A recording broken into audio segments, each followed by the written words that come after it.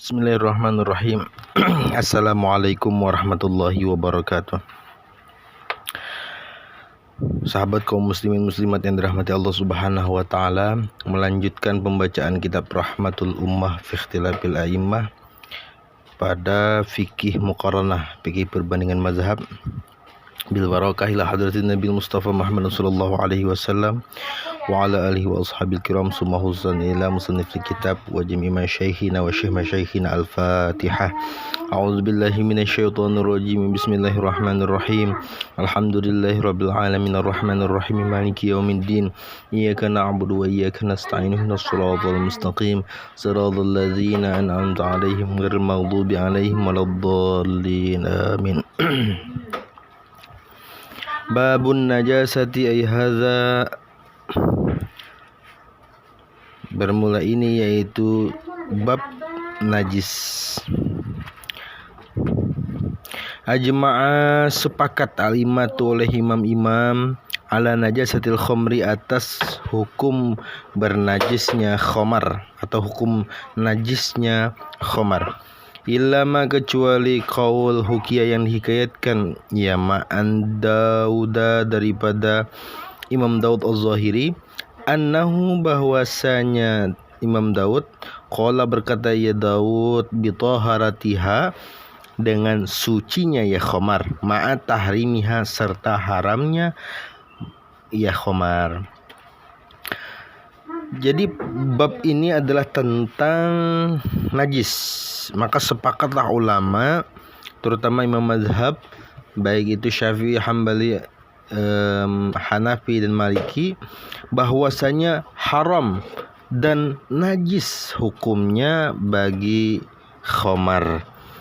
Tetapi bagi Imam Daud Az-Zahiri beliau menghikayatkan bahwasanya suci khamar tersebut. Khamar itu suci. Khamar itu suci, namun hanya saja dia haram untuk digunakan. Jadi khamar itu suci tetapi haram untuk digunakan. Nah, itu saja. Wattafaqu dan sepakat ulama ala annaha atas bahwasanya ia khamar idza takhallalat ketika berubah ia khamar binafsiha dengan sendirinya ia khamar tahurat maka suci ia khamar. Maka khamar itu kalau dia berubah dengan sendirinya, artinya berubahnya itu tidak diganggu atau tidak dibantu prosesnya oleh yang lain.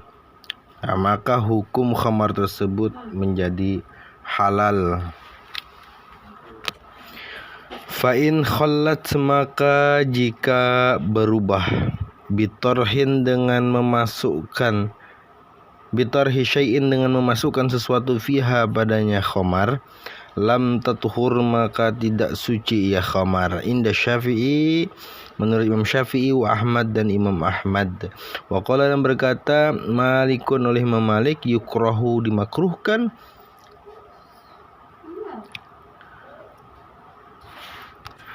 salah. Wa qala berkata Malikun oleh Imam Malik yukrahu dimakruhkan apa takhliluha merubahnya, memasukkannya, merubahnya. Jadi intinya hukumnya itu hanya sekedar makruh, bukan tidak suci, tapi makruh hukumnya. Fa in khallat maka jika dia berubah kembali. Tadi kan dia berubah menjadi khamar. Kemudian setelah itu dia berubah menjadi cuka, maka makruh hukumnya. Tapi berubahnya itu tadi adalah disebab dibantu ya. Berubahnya sebab dibantu atau dimasukkan sesuatu yang supaya dia itu menjadi cuka. Nah, itu hukumnya makruh, tidak haram.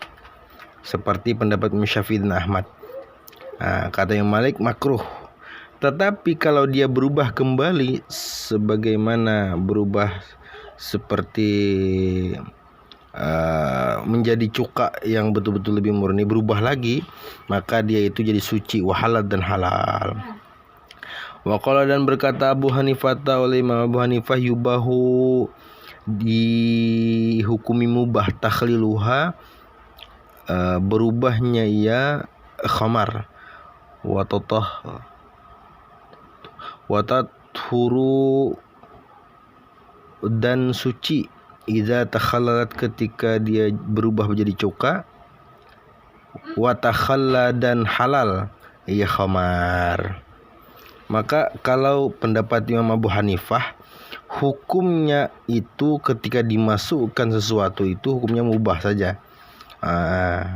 Dan dia menjadi suci ketika dia berubah menjadi cuka, dan dia menjadi halal hukumnya si khamar tersebut. Itu pendapat daripada Imam Abu Hanifah. Baik, kita lanjutkan. Faslun, hadza bermula ini yaitu suatu fasal. Wal kalbu dan bermula anjing, najisun yaitu hukumnya najis. Inda Syafi'i menurut Imam Syafi'i, wa Ahmad dan Imam Ahmad. Wa yughsalu dan dibasuh al-ina'u wadah, min ulughihi daripada jilatan anjing, pihi padanya ina, sab'an akan 7 kali, li najasatihi karena najisnya ia anjing, ia kalbu. Jadi fasal ini menjelaskan tentang hukum anjing. Nah, anjing tersebut hukumnya adalah najis, itu pendapat Imam Syafi'i dan pendapatnya Imam Ahmad. Dan hukumnya pula bagi jilatan anjing ini wajib dibasuh, dan dibasuhnya itu harus dengan 7 kali basuhan, dan salah satunya nanti adalah dengan tanah.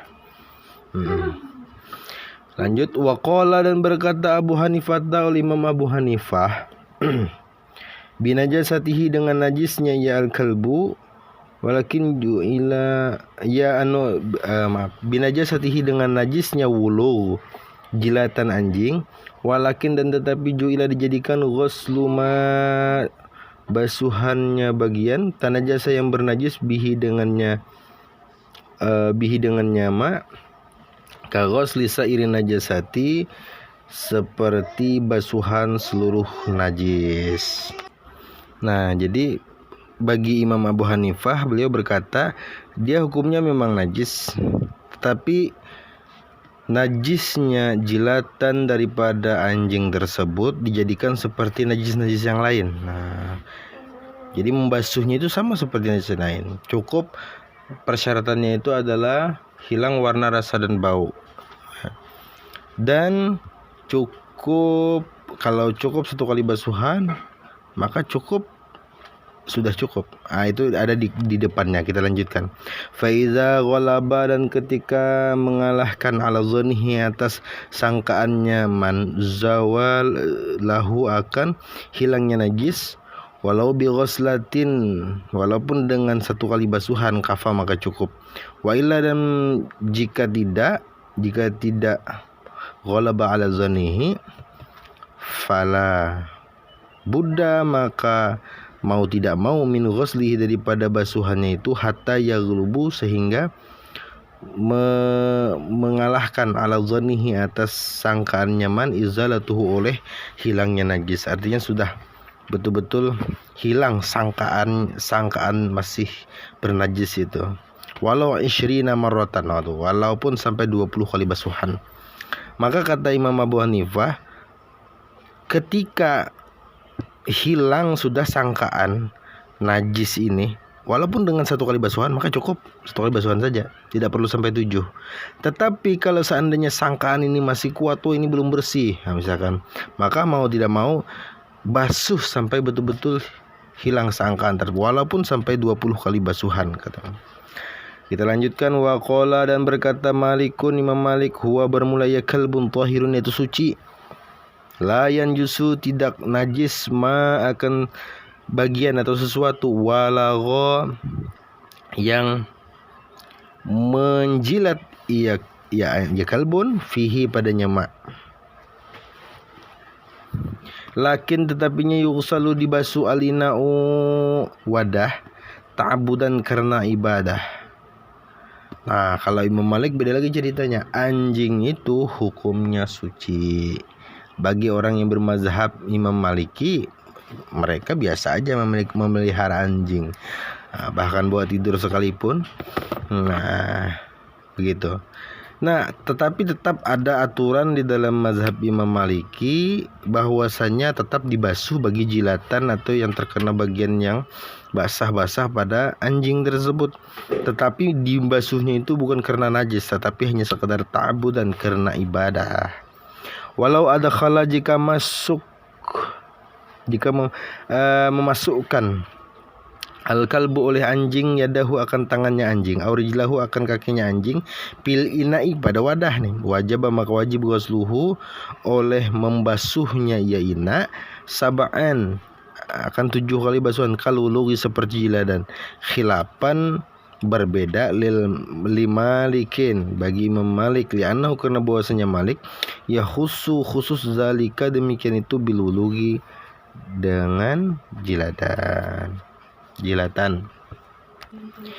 Nah, jadi ini perumpamaan. Jika seandainya anjing tersebut memasukkan, tadi kan cerita tentang jilatan ke wadah. Ini beda, bukan jilatan, tetapi tangannya anjing dimasukkannya ke wadah tersebut, atau kakinya dimasukkannya kepada wadah tersebut. Nah, maka tetap wajib dibasuh 7 kali basuhan, sama seperti di jilatannya.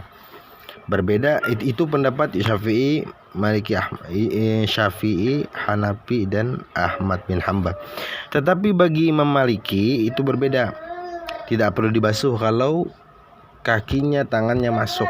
Yang wajib dibasuh itu hanya jilatannya. Itu pun karena ta'abudan tadi kan, karena arah ibadah. Karena bagi Imam Maliki tidak heran, bagi beliau anjing itu hukumnya suci ya, maka tidak perlu ribet-ribet, sibuk-sibuk untuk membasuhnya. Gitu. Kita lanjutkan. Faslun wal khinziru hukmuhu kal kalbi. Wallahu alam bisawab. Kita lanjutkan di lain waktu.